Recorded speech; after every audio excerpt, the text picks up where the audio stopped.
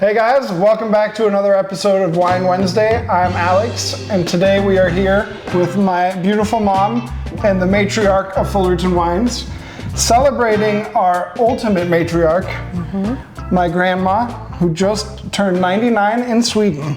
And this is a bottle made in her honor. Gertrud is her name, or Gertrud. And we have a picture of her from when she was 17 on the bottle. Pretty amazing, isn't it?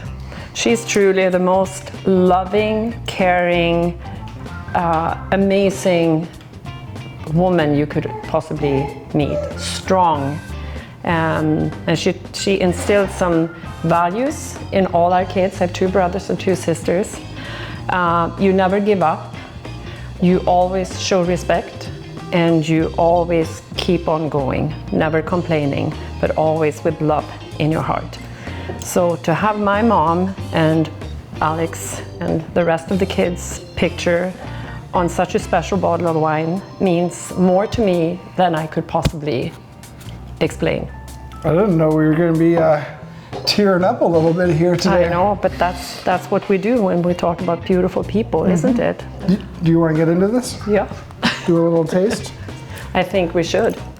And she is a strong, hardworking, badass woman. She's also sweet. So we named our sweetest wine after her. We did, didn't we? And as a matter of fact, the way I spell her name is with a heart and R-U-D, Gertrud. And that means heart in Swedish. Yeah. Oh man, that smells so good. So good. Oh my gosh. This is like nectar for your soul and heart. So what do you think? The color is so gorgeous. Yeah, a wine like this, it'll take on a lot of color as it ages. So it's already begun to turn a little bit more yellow, darker, amber, but something like this can age to the point where it turns almost like it'll turn like brown or black. Yeah. And will potentially still be delicious many, many, many years from now. And you know what I'm thinking, because Alex and I have always had fun in the kitchen. He was 2 years old when he started to wanting to cook with me and find spices that I had in the food and bake and things. And there is a berry in Sweden that only grows on a certain longitude, right? It's called hjortron. It's latitude. Cloudberries. I am fortunate enough to have a sister, and my mother used to pick these beautiful berries for me and make orange, jam. Raspberry. Yeah, they're amazing. Imagine hjortron parfait together with this. So good. I can almost. And it almost has the smell of cloudberry. It does. Or hjortron. It does. Yeah. And I want to get you're into. Not tasting it. No, I've tasted it. You have tasted it. I want to get into how we make it real quick because it is very unique. There is a style of wine called ice wine, which is very regulated. It has to be frozen on the vine. So you're taking a huge risk. You have to be in the right climate. It's impossible to do in our climate, but you in Germany and Canada, they can do this fairly predictably, but you're taking some of your best grapes and leaving them out there to freeze on the vine, hoping it gets cold enough. And then at any moment when it's cold enough, you have to wake up in the middle of the night, harvest, and press the grapes, leaving behind a bunch of frozen water. So you get this really syrupy juice. So in the US, it's common to make faux ice wine where we freeze the grapes and press them. This is faux ice wine because we wanted to do a little bit of soaking the grapes on the skins. So this is a 24-hour soak, so we get some flavor and aromatic complexity into the juice. Then we pressed it, and then we sent the juice to be frozen, and then drained off the juice, put them into barrels, leaving behind a giant ice block. So we have this super thick really amazingly delicious syrup. And then as it ferments, the yeast actually die off once the alcohol gets high enough because there's so much sugar. They're not necessarily very happy yeast. Yeah. So that's how we make this wine. I don't know of any other wines made exactly like this, where it's skin contact and then frozen juice. I doubt it. And that's the thing. You know, always finding new, exciting ways to do things. And I love that with you, Alex. Cheers. It's a very fun wine to make. And so delicious to smell and to drink.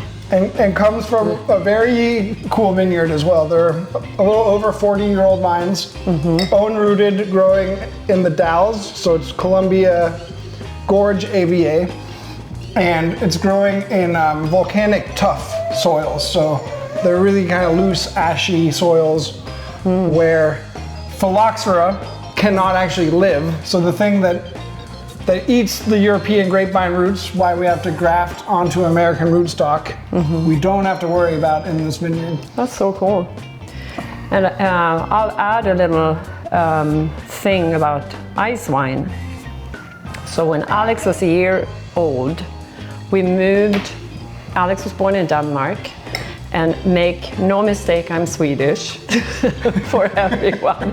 Don't ever call me Danish or, no, I'm just kidding. We were moving from an apartment we had purchased a house because Alex he was knocking on the door, he wanted to go outside and explore. So we were moving and Eric, my husband, had a shelf of wines stored right where we had his little, what do you call it, like a crib? And Alex managed to get his little hand in and pulled an old, what was the vintage? 55?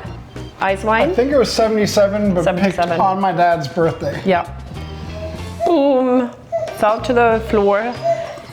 Eric came in, he bends down and licks the floor because that's how precious. He said they walked in and it smelled so good. Yeah. He was like, oh no, what happened? We knew then that you were going to become a winemaker, right?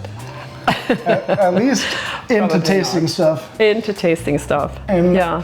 And I'm always willing to try to help move exactly. people. I have helped a lot of people move, and you have. Yeah. I'll always do it, but I don't enjoy it.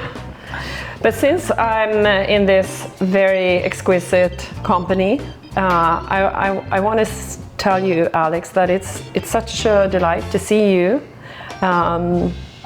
Having found your calling while being a winemaker, and I don't always appreciate it as much as I should do because you were born a free spirit.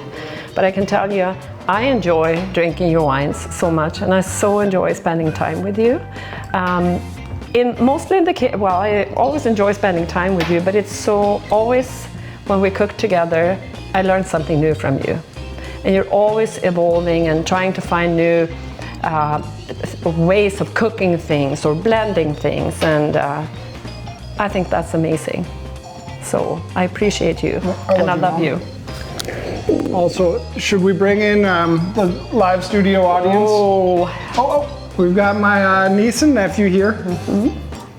Gertrud, länge leve! Hurra, hurra, hurra! Skål! La la la la la. La la la